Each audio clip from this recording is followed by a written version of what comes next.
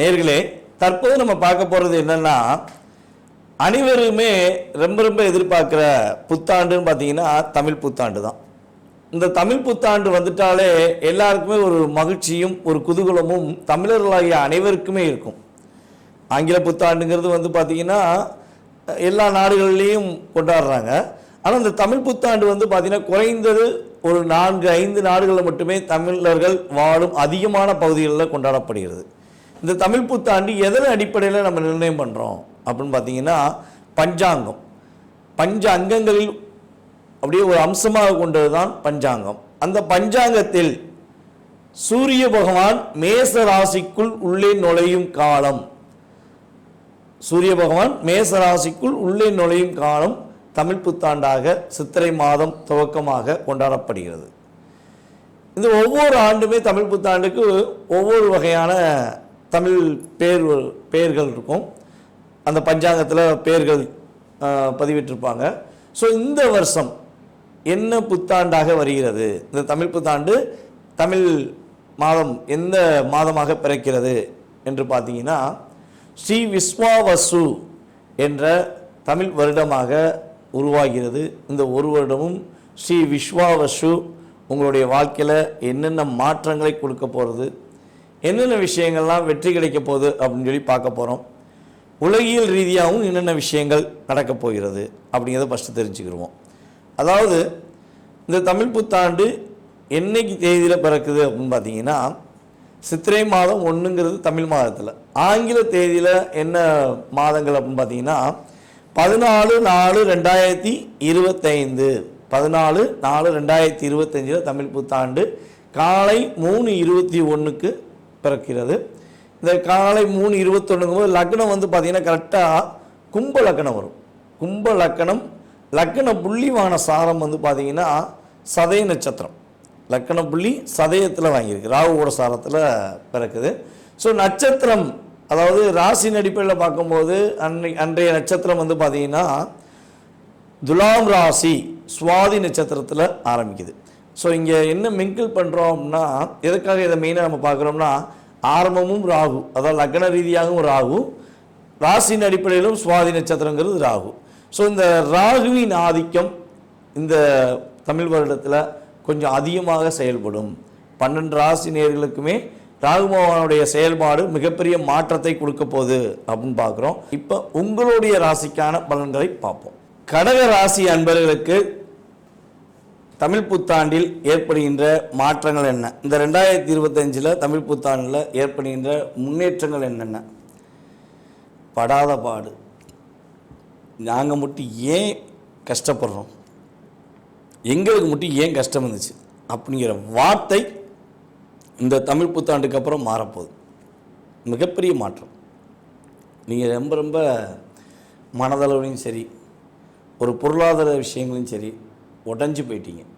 உண்மையிலேயே ஆக்சுவலாக நம்மகிட்ட ஜாதகம் பார்க்குற நபர்களில் கடகராசிக்காரங்க ஒரு 80% வந்து பார்த்திங்கன்னா ஏங்க இப்படி எப்போங்க மாறும், ஒரே ஒரு கேள்வி கேட்பாங்க, எப்போ மாறும், இந்த மாற்றம் உண்டா இல்லையா அப்படிலாம் கேட்கக்கூடிய விஷயங்கள் கிரகங்கள் ஆதிக்கம் செலுத்தி உங்களை கஷ்டப்படுத்துச்சு.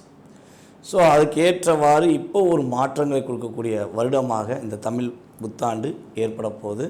சனி பகவான் உங்கள் ராசிக்கு 8ஆம் இடத்துலேருந்து 9ஆம் இடத்துக்கு போயிட்டார். இந்த புத்தாண்டு ஆரம்பிக்கும் போது ஆக்சுவலாக ஒரு 9ஆம் இடத்துக்கு போயிருப்பார்.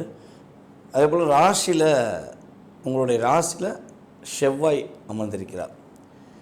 இப்போ ராசியில் செவ்வாய் அமர்ந்திருந்தால் என்னென்ன விஷயங்களை நீங்கள் ஆரம்பத்தில் என்னென்ன விஷயங்களை கவனமாக இருக்கணுங்கிறத உங்களுக்கு கட்டாயமாக வீடியோவில் சொல்கிறேன். ஸோ அதுக்கு முன்னாடி என்னென்ன நன்மைகள் இருக்க போகுது, என்னென்ன முன்னேற்றங்கள் உங்களுக்கு கிடைக்க போகுது அப்படிங்கும்போது, இவ்வளோ நாட்களாக முயற்சி எடுத்தும் முடியவில்லை, முட்டி பார்த்தும் திறக்கவில்லை, போராடி பார்த்தும் போராட்டத்துக்கு விடை தெரியல அப்படின்னு சொல்லி வருத்தப்பட்டுட்டு ரொம்ப ரொம்ப ஒரு மன அழுத்தத்துடன் கவலையுடன் இருந்து வந்த நீங்கள் இனிமே அந்த கவலைகள் எல்லாம் தூக்கி போட்டு உங்களால் முடியும், நீங்கள் சமாளிப்பீங்க, நீங்கள் வெற்றி பெறுவீங்கன்னு நீங்கள் மற்றவங்களுக்கு ஒரு தன்னம்பிக்கை கொடுக்கக்கூடிய ஆற்றலில் நீங்கள் வெற்றி பெறுவீங்க. அவங்கள நீங்கள் எனர்ஜி என்கரேஜ் பண்ணுவீங்க. உங்கள் எனர்ஜிகள் அதிகமாகி நீங்கள் அவங்கள என்கரேஜ் பண்ணி வழிநடத்தி போகக்கூடிய ஒரு ஆற்றலும் செயல்பாடுகளும் உங்களுக்கு உண்டாக போகிறது. அதில் கடகராசியில் பொருளாதார விஷயங்களில் மிகப்பெரிய ஒரு மாற்றம் உண்டு, மிகப்பெரிய ஒரு முன்னேற்றம் உண்டு. தடைகள் இல்லாமல் பொருளாதாரத்தில் ஒரு ஏற்றமான சூழ்நிலையை நோக்கி பயணிக்கலாம். அதுபோல் உங்களுடைய அப்பா வழி சொத்து சம்மந்தப்பட்ட விஷயங்களில் உங்களை ஏமாற்றி உங்களை மிஸ்யூஸ் பண்ணுறதுக்கான ஏற்பாடு செஞ்சிருந்த உங்களுடைய உறவில் உள்ள உங்களுடைய பங்காளிகளாக இருந்தாலும் சரி, அல்லது உங்களுக்கு ஆப்போசிட் பார்ட்டியாக இருந்தாலும் சரி, யாராக இருந்தாலும் சரி, இனிமேல் அதை செய்ய மாட்டாங்க. உங்கள்கிட்ட வந்து பேசுவாங்க, உங்களுக்கான தொகையை உங்கள்கிட்ட கொடுத்துருவாங்க. உங்களை ஏமாற்றணும்னு நினச்ச எண்ணம் அவங்களுக்கு மாறிடும், இனிமேல் மாறும். இவ்வளோ நாளாக உங்களுடைய ஒவ்வொரு விஷயத்தையும் உங்கள் ரத்தத்தை உரிகிற மாதிரி உங்கள்கிட்ட உறிஞ்சிட்டு கடைசியில் உங்கள்கிட்டயே பேசி உங்களையே ஏமாற்றி உங்கள் சொத்தை அபகரிக்கணும்னு நினச்ச நபர்கள் தன்னுடைய தவறை உணர்ந்து, இந்த தமிழ் புத்தாண்டுக்கு அப்புறம் தன்னுடைய தவறை உணர்ந்து உங்களுக்கான தொகையை உங்கள்கிட்ட வந்து கொடுப்பாங்க. இது உறுதியாக நடைபெறும். அதே போல் உங்களுடைய பார்ட்னர்ஷிப் சம்மந்தப்பட்ட விஷயங்களில் நீங்கள் நிறைய ஏமாந்துட்டீங்க. உண்மையை சொல்லணும்னா கடகராசிக்காரங்க பார்ட்னர்ஷிப் பண்ணணுன்னா ரொம்ப ரொம்ப யோசித்து பண்ணணும். ஸோ அதேமாரி பார்ட்னர்ஷிப் பண்ணுறீங்கன்னா அவங்களுடைய ஜாதகமும் உங்களுடைய ஜாதகமும் கரெக்டான ஒரு லைஃப் ஸ்டைலில் போதா, உங்களை ஆளுமை கொண்டு அவர்கள் அதை அபகரிக்கும் செயல்பாடில் உள்ள ஜாதகமாக இருந்தால் கட்டாயமாக சேர்த்துக்கிறாதீங்க. யாருனாலும் ஜாதகம் பார்க்காம பார்ட்னர்ஷிப் சேர்த்துக்கலாம். ஆனால் கடகராசி மட்டும் 2 பேர் ஜாதத்தையும், அதாவது உங்களுக்கு பார்ட்னராக வரக்கூடிய நபருடைய ஜாதத்தையும் உங்களுடைய ஜாதத்தையும் நல்லா பார்த்து செக் பண்ணி, ஒரு முறைக்கு 2 முறை கூட செக் பண்ணிட்டு தான் பார்ட்னர்ஷிப் சேர்க்கணும். அப்படி அவசரப்பட்டு நண்பர் தானே, உயிருக்கு உயிரான நண்பர் தானே, நம்ம உறவுல உள்ள ஒரு உறவு தானே, நம்ம கூட பிறந்த உறவு தானே, இல்லாட்டி ஏதோ ஒரு உறவு தானே, ஸோ நம்ம கூட இவ்வளோ வருஷமாக 15 வருஷமாக இருக்காங்க, 20 வருஷமாக இருக்காங்க, இவங்களாம் நம்மளை ஏமாற்றிட போகிறாங்க அப்படின்னு நீங்கள் நினச்சிருந்தீங்கன்னா கண்டிப்பாக அந்த இடத்துல தான் என்ன ஆயிருக்கும், உங்களுக்கு ஒரு ஏமாற்றம் ஆயிருக்கும். ஸோ அதனால் இப்போ இல்லை, இது வந்து நான் என்ன சொல்கிறேன், கடகராசிக்கு பொதுவாகவே சொல்கிறேன், பார்ட்னர்ஷிப் அப்படின்னு போடுறீங்கன்னா கட்டாயமாக 2 பேர் ஜாதத்தையும் சுய ஜாதகத்தை வலிமையாக இருக்கா, உங்களை ஏமாற்றி போகக்கூடிய அமைப்பில் அவங்க ஜாதகம் இல்லை என்றால் நீங்கள் பார்ட்னர்ஷிப் சேர்த்துக்கலாம். இல்லைன்னா நிதானத்தை கடைபிடிப்பது ரொம்ப ரொம்ப நல்லது. அதேபோல் உங்களுடைய ராசிக்கு 11ஆம் இடத்துல இருந்த குரு பகவான் 12க்கு வர போகிறார். அப்போ குரு 12க்கு வந்தால் நல்லதா கெட்டதா, இது ஒரு கேள்வி. அதாவது உங்கள் ராசிக்கு 6க்கும் 9ஆம் இடத்ததிபதியாக கருதப்படுகின்ற குரு பகவான் உங்கள் ராசிக்கு 12க்கு வருவதனால இங்கே தகப்பனார் வழி சொத்து கிடச்சிரும். குரு 12க்கு வந்துட்டார்னா தகப்பனார் வழி சொத்து, இவ்வளோ நாளாக வில்லங்கமாக இருந்து மறைப்பொருளாக இருந்த சொத்து, எங்கெங்கே இருக்கு தெரியாத இருந்த சொத்துக்கள் உங்களுக்கு வந்து சேரும். அதே போல் கடன் சுமைகள் குறையும். கடன் கடன் கடன் உங்களுக்காக வாங்கின கடன், ஊராருக்காக வாங்கின கடன், நண்பர்களுக்காக கையெழுத்து போட்ட கடன், இப்படி எந்தெந்த கடன்லாம் உங்களுக்கு அதிகமாக ஒரு மன அழுத்தத்தையும் ஒரு போராட்டத்தையும் ஏற்படுத்துச்சோ அந்த கடன் படிப்படியாக குறைந்து கடன் கொஞ்சம் கூட இல்லை அப்படின்னு சொல்லக்கூடிய வார்த்தைகள் உங்களுக்கு கிரகங்கள் ஏற்படுத்தி கொடுக்கின்றன. அதாவது என்ன சொல்லுவோம்னா, நம்ம கொஞ்சம் தூங்க தான் தூங்குற மாதிரி தான் இருப்போம், நம்மளை அதுக்குள்ளே தூக்கி முடிஞ்சு சொல்லி பேக்கிங் பண்ணி வச்சுருவாங்கன்னு சொல்லுவாங்க பார்த்தீங்களா. தூங்க தான்டா செஞ்சேன், ரொம்ப டயர்டாயிட்டேன், போராடி போராடி ரொம்ப டயர்டாயிட்டேன், தூங்க தானடா செஞ்சேன், அதுக்குள்ளேயே தூக்கி பெட்டிக்குள்ள வச்சிட்டிங்க அப்படிம்பாங்கள்ல, அதே மாதிரி தான் இப்போலாம் நடந்துச்சு. ஸோ அந்த நிலை மாறி உங்களை யாரெல்லாம் எதிர்மறையாக உங்களை விட வயது குறைந்தவர்கள் கூட எட்டி பார்த்து நீலாம் ஒரு ஆளா, நாங்களாம் யாதிருமா அப்படின்னு சொன்ன சின்ன குழந்தையிலேருந்து உங்களை விட வயது குறைந்தவர்கள் கூட உங்களை மதிக்காமல் இருந்த காலம் மாறி உங்களுக்கான மரியாதை, உங்களுடைய உண்மையான அன்புக்கான செயல்பாடுகள் உறுதியாக இனிமே கிடைக்கும். உங்களுடைய உண்மையான அன்பை புரிந்து கொண்டு உங்கள் மீது இனிமே அவங்க அக்கறை காட்டுவாங்க. ஸோ நீங்கள் அக்கறை காட்டினதெல்லாம் போதும், உங்களுக்காக இனிமேல் வாழுங்க, உங்களுடைய குடும்பத்துக்காக வாழுங்க. அந்த வாழ்க்கை கிரகங்கள் கொடுக்க ரெடியாக இருக்குது. ஸோ அதை நீங்கள் பயன்படுத்திக்கிற நீங்கள் ரெடியாக்கிங்களாம் பார்க்கணும். ஏன்னா நீங்கள் உங்களுக்காக வாழ கற்றுக்கிட்டீங்க அப்படின்னா இந்த வருடம் கிரகநிலைகள் உங்களுக்கு சாதகமான சூழ்நிலையை கொடுக்கின்றன. ராகு பகவான் மட்டும் 8க்கு வராதுங்க. ஸோ அது மட்டும்தான் சின்ன சின்ன கவனமான விஷயங்களை கடைபிடிக்க வேண்டிய விஷயம். ஸோ ராகுவுமே 8க்கு வந்து திடீர் அதிர்ஷ்டத்தையும் கொடுத்துருவார், அது வேறு விஷயம். எதிர்பாராத பணம் வந்துடும், எதிர்பாராத அதிர்ஷ்டம் கிடைக்கும்.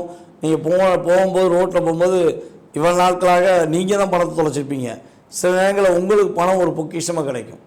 ஒரு பெரிய பணக்காரர் வந்து தெரியாமல் கூட பணத்தை போட்டிருப்பா, அது உங்களுக்கு பொக்கிஷமாக கிடைக்கும். ஸோ ஆனால் அதை நீங்கள் எடுப்பீங்களான்னா வாய்ப்பு ரொம்ப கம்மி. ஐயோ அடுத்தவன் பணத்தை எடுத்து என்ன பண்ண, அவங்க எவ்வளோ கஷ்டப்பட்டு சம்பாதிச்சவங்களும் கூட நீங்கள் விட்டுட்டு போயிருவீங்க. ஆனால் உங்கள் பணத்தை கூட இருந்தே சுரண்டியிருப்பாங்க.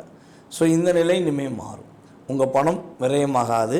அதே போல் வந்து பார்த்திங்கன்னா அடுத்தவர்கள், அதாவது ஏதாவது ஒரு விஷயங்களில் அடுத்தவர்கள் மூலமாக உங்களுக்கு திடீர் அதிர்ஷ்ட யோகங்கள் கிடைப்பதற்கான வாய்ப்புகள் கிரகங்கள் கொடுக்கின்றன. நீங்கள் என்னென்ன விஷயங்களில் கவனமாக இருக்கணும் அப்படின்னா, மிகப்பெரிய ஒரு முக்கியமான விஷயம் என்ன பார்த்திங்கன்னா, வாயை கொஞ்சம் குறைச்சிக்கணும். வாய் கொஞ்சம் குறைச்சிக்கணும். வாய் குறைச்சிக்கணும் அப்படின்னு தப்பாக சொல்ல வரல. யாருக்காக போய் தலையிடுறது, யாரோடைய விஷயத்துலையாக போய் தலையிடுறது, யாருக்காக பிரச்சனை முன்கூட்டியே போய் நின்றுக்கிட்டு நீங்கள் போய் அவங்களுக்கு புரிய வைக்கிறேன்னு சொல்லி ட்ரை பண்ணுறது. ஸோ இதெல்லாம் நீங்கள் நிறுத்திக்கணும். அதை நிறுத்திட்டு உங்களுடைய பணியை மட்டும் நீங்கள் தொடங்கணும். அதேபோல் வண்டி வாகனங்களை போகும்போது ரொம்ப ரொம்ப கவனமாக போகணும். டேனிங்கில் போகும்போது கட்டடிக்கும்போது கவனமாக போகணும். அதேபோல் ஜாயிண்ட் மூட்டு வலி வருவதற்கான, எலும்பு சம்மந்தப்பட்ட விஷயங்களில் மூட்டு வலி வருவதற்கான வாய்ப்பு உண்டு. ஸோ அப்படி ஏதேனும் வலிகள் வந்தால் உடனே மருத்துவரை நாடுவது ரொம்ப ரொம்ப நல்லது. ஸோ அதேபோல் உங்களுடைய தாயார் வழி உறவுகளில் பாட்டி தாத்தாக்கு உடல்நிலை சம்மந்தப்பட்ட விஷயங்களில் கொஞ்சம் கவனம் செலுத்தணும். ஸோ இதெல்லாம் கரெக்டாக கவனம் செலுத்தி உங்களுடைய தேவைக்காக, உங்களுடைய செயல்பாடுக்காக நீங்கள் கரெக்டான முறையில் செயல்பட்டீங்க அப்படின்னா இந்த தமிழ் புத்தாண்டு உங்களுடைய வாழ்க்கையில் மிகப்பெரிய ஒரு அற்புதமான மகிழ்ச்சிகளை அதிகமாகவும் பொருளாதார நிலையில் நல்ல முன்னேற்றத்தையும் கொடுக்கக்கூடிய ஒரு வருடமாக உறுதியாக இருக்கும். இந்த தமிழ் புத்தாண்டிலிருந்து உங்களுடைய வாழ்க்கையில் மகிழ்ச்சிகள் பொங்கட்டும் என வாழ்த்துக்களை தெரிவித்து உங்களிடமிருந்து தற்போது விடைபெறுவது உங்கள் டிஜே சுந்தரபாண்டி, சிவகாசியிலிருந்து. நன்றி, வணக்கம்.